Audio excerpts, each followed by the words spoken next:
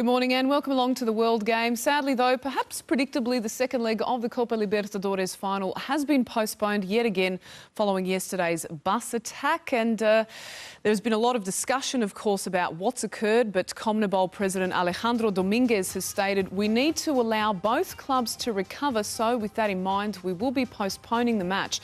Today we find ourselves with a playing field which is not level. One team was attacked and we need to think of a fair final. And joining me to reflect on the past 24 hours and look ahead to when, where and how this match will eventually and possibly be played, it's a very warm welcome back to you, Craig Foster. Morning, Liz. Nice to see you again, Ante Czovic. Lucy. And hello to you via South America, our expert Tim Vickery joining us via Rio de Janeiro. Nice to see you again. Tim, I wish it was under better circumstances, but as I said at the top there, it seems as though this is something that perhaps couldn't have been avoided and is in many respects predictable. Yeah, the CONMEBOL president, to give him his full name, Alejandro Dominguez Wilson Smith. I like the Wilson Smith bit at the end. And he said there that the final couldn't go ahead. He wanted a level playing field. He's been forced into that position. He wanted the game, CONMEBOL wanted the game to go ahead yesterday. They wanted the game to go ahead today. They've been forced into this because Boca Juniors refused to play ball. Boca Juniors, it seems, were not going to turn up. And Boca have embarked on a double strategy. And firstly, they said the idea of equality of conditions is their vocabulary.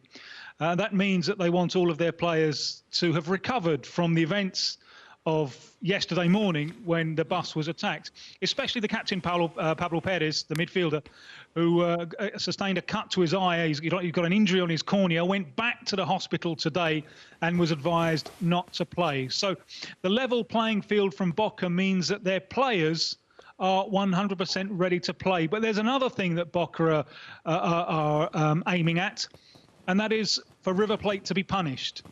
Now, that punishment could be, at its most extreme, that River Plate be disqualified from the competition. It could also mean that the final takes place at a neutral ground or behind closed doors. And what's going on here is payback for 2015. In 2015, these sides met at an earlier stage in the competition. And at Boca's stadium, as the River players made their way back onto the field after the half-time interval, a Boca Juniors fan attacked them with pepper spray. The game couldn't continue, and Boca Juniors were kicked out of that year's competition. So just over 3 years later, we've got payback time, a double strategy from Boca, not play today, and maybe hope that River Plate will be punished in some form.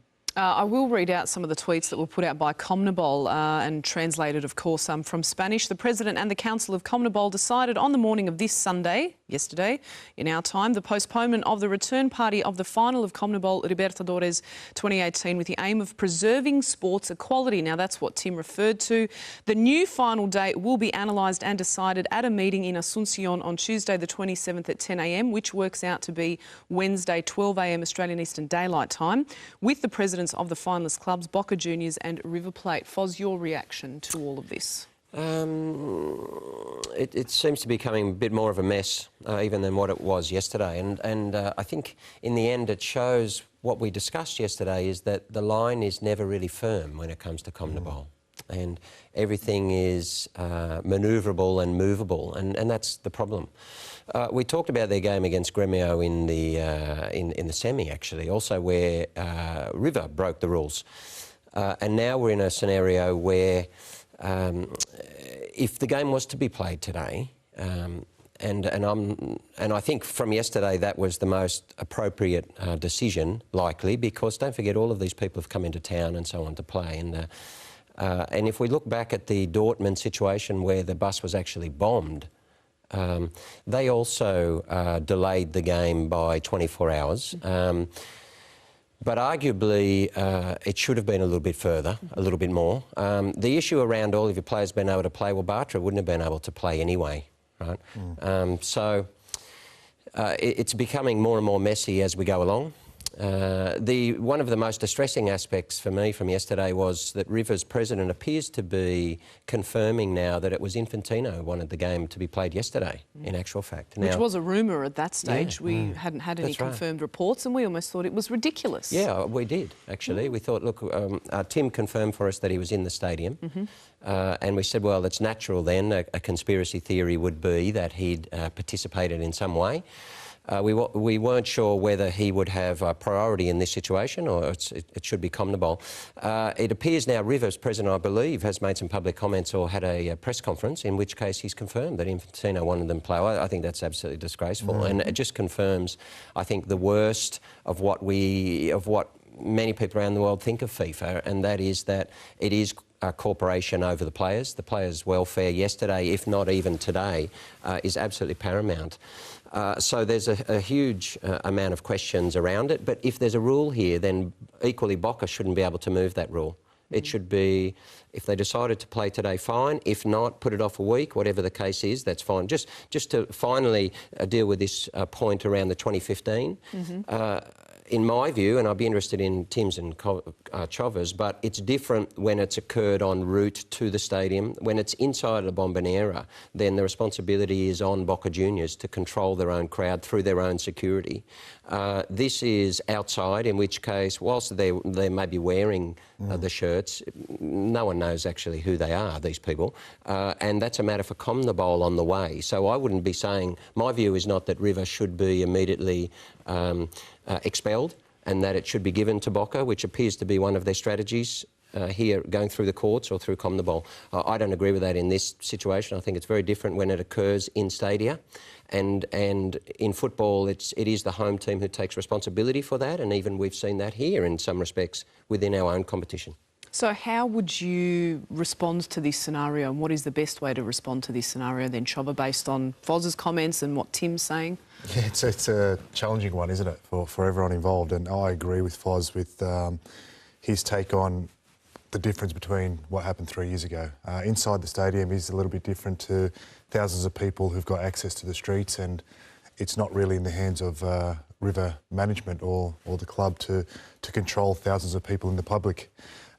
So the disqualification of River would be not the right decision, in my opinion. What happens from there is does it get played on neutral ground? Does it played behind closed doors? That's a different discussion than disqualification. But it all comes back down to, you know, what could have been, you know, great advertisement for Argentinian and South American football to what we have now, where the wind's really been taken out of the sails. And it's disappointing that it's come from a whole bunch of thugs that have destroyed, you know, a lot of people's dreams and hopes in Argentina. I saw a few videos yesterday of even River fans coming out of the stadium and, you know, apologising to what happened to the Boca players. And so you've got to see that there's a vast majority that are there for the game and want to see the game flourish. And these thugs that we've talked about yesterday, these mobs, have ruined it for so many people and their own team. That's exactly right. And so many people have weighed in on the discussion also. I note that FIFPro also put out a tweet, the players' governing body, the union, of course, the global union. Our solidarity with Carlos Tevez and Boca Juniors official players who should not have been pressured by organisers to play before yesterday's Copa Libertadores final was postponed. Player health and well-being comes first, which is exactly what we discussed yesterday, and it should always be the primary focus. But Tim, this is now also led to questions about where and when this game is going to be played. I also note that there have been some rumours floating about that it could be on neutral territory, some even suggesting Abu Dhabi.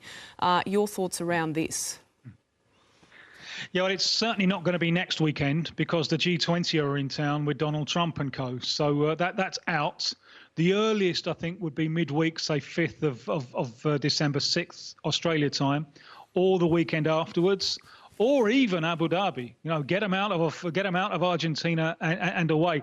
Just a couple of comments on what's been said.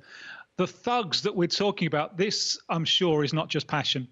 It's also crime. And one of the theories which is floating around is that, remember, we were talking yesterday, the organised groups of thugs, they make a living from their activities. And one of the ways that they make a living is through selling tickets on the black market. Now, tickets for this particular game were trading for an absolute fortune. So there's a lot of money to be made. And last week, there was a police operation crackdown on River Plate, the organised groups of thugs selling tickets on the black market. And some are interpreting what happened, the attack on the Boca coach, as a reprisal for this. So we're not just talking about passion getting out of hand. We are talking about nefarious business. In terms of responsibility for events, clearly, there is a difference between the situation in 2015, which happened inside the stadium. But according to the regulations, clubs are also responsible for what happens outside their stadiums. Now, I think one of the reasons for the long delay yesterday before the game was put back was the wording of the statements that was signed by both of the club presidents. It was very, very precise. It made a point of saying that the attack happened outside the ring of security of the stadium. Okay. Now, that's one way of minimising River Plate's responsibility. And it also made reference to one stone being thrown, avoiding the idea of this was a major incident. So from the wording of the agreement of yesterday, CONMEBOL thought they had got Boca in a situation where Boca would be forced to turn up for this game today. The Boca president, who then signed that document, goes away, talks to his own people, his own supporters, and then comes in the idea of payback, I think, for what happened in 2015, confirmed when it becomes clear that Pablo Perez really shouldn't take the field. At that point, I think it was clear that Boca were not going to turn up for this game. There are so many issues surrounding this, Foz, that it's almost difficult to make sense of it because we're not privy to so much of what's occurring behind closed doors. This gentleman's agreement that took place when they signed this document, it all seems to be a big, big mess. But should the River fans or the clubs be punished by playing the game behind closed doors? Is that something they should be considering? It can be. The question now becomes getting the team to the stadium. So not having the fans in the stadium is not the issue here. Well, it was the issue in 2015. That's right. But here it's not. Here it's actually getting them to the stadium in order to play. And that's the problem we had yesterday. We're saying, well, if they're going to ban the fans from the stadium here, it doesn't matter. That's not the point. The point is to try and get them there. And clearly they've been ambushed along the way. So, but the point I'm making is that even if you get them there safely, you're still at the mercy of something potentially, and I don't wish this to happen, but something potentially going wrong in the stadia. So it's compounded at both ends. Yes, but that's not the problem that we've seen here. So I think that's the reason why they may have to. Clearly, big, deep changes have got to be made. And this has to be a line where, and we have no real faith in Infantino and FIFA getting involved and sorting this out, but this would be an opportunity, as we all said yesterday, to start to make a real change here. It's happened too many times. It's now happened in the biggest showpiece in their history.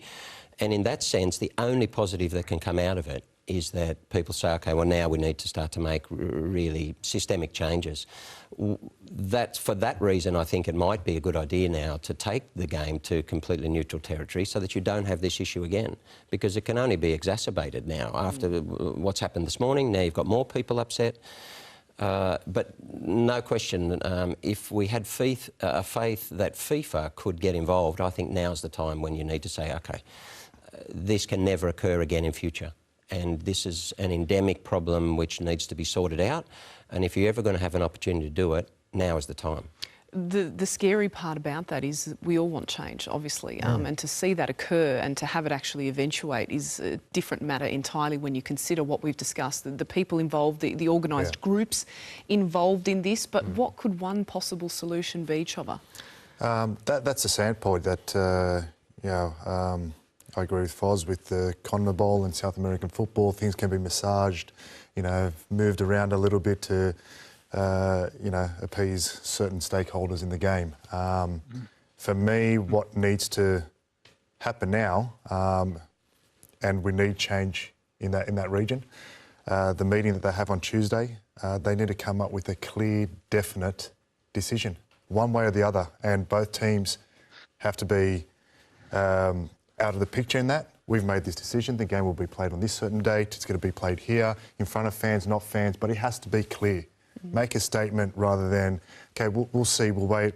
Like today, it was just mentioned before the game, so a lot of fans already going to the game, a lot of question marks still.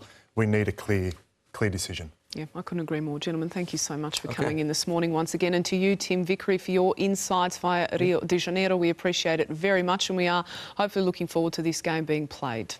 Well, thank you all so much for putting up with what's occurred in the last 24 hours. Of course, we here at SBS have tried to make the most sense of it. But, of course, you can keep up to date with everything that is occurring via the World Game website. And on a brighter note, Socceroo Aaron Moy did score a brace this morning. It's nice to have some happy news, isn't it? Leading Huddersfield to their second win of the season. We'll have highlights of that and so much more on the World Game from 11:05 on SBS, or you can catch it at our website on demand. Thank you so much for your company. It's always a pleasure to have you join us here at SBS. But on behalf of myself and the entire team here at the World Game, it's goodbye for now, and we'll see you again soon.